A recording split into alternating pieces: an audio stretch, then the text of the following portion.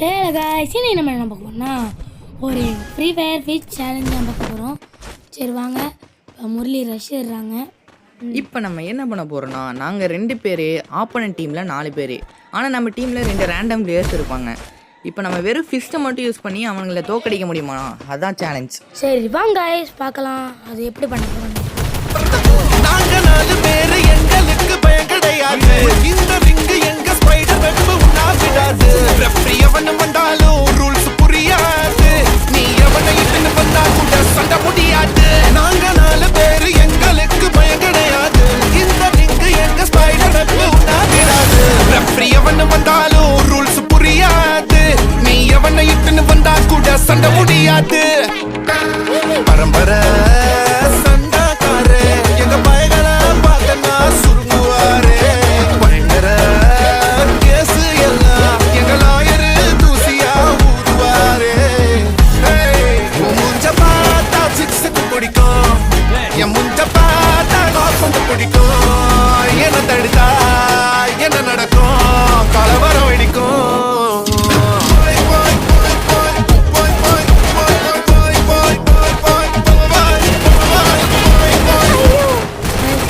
பார்த்துட்டீங்க, ஒரு like share subscribe அப்புறம் இந்த பெல்லை ஆன் பண்ணி விடுங்க. இனிமே தானே பார்ப்பேன் இந்த காளியோட ஆட்டத்தை.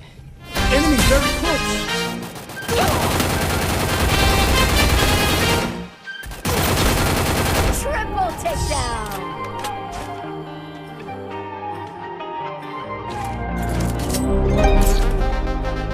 Very close.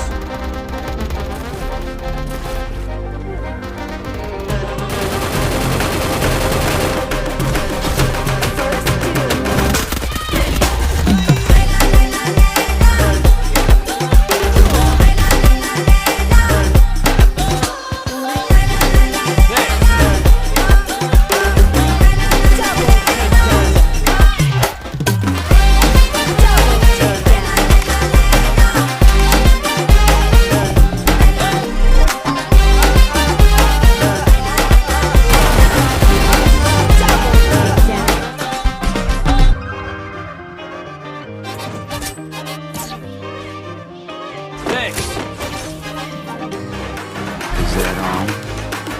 Disappointing.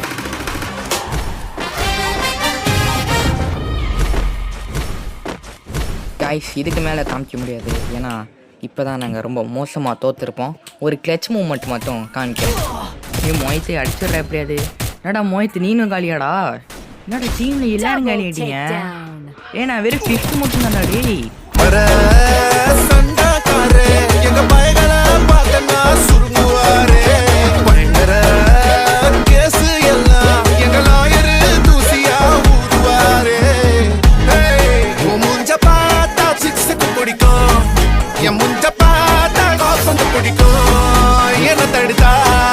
என்ன நடக்கும்? கலவரம் வெடிக்கும்.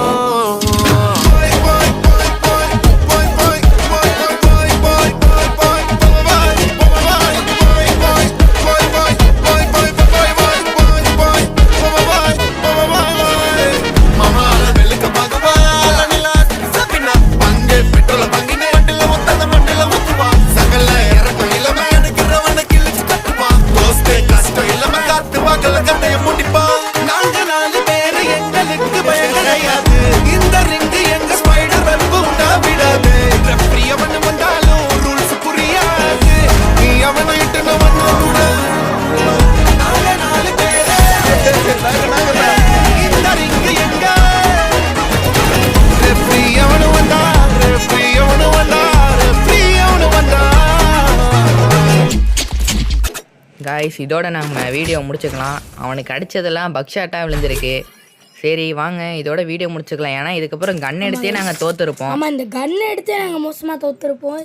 உங்களால் காட்டினா ஓகே. இது மாதிரி நீங்கள் நிறைய சேலஞ்ச் சொன்னால் நாங்கள் பண்ணுவோம். மறக்காமல் சப்ஸ்கிரைப் பண்ணிவிடுங்க. பாய்.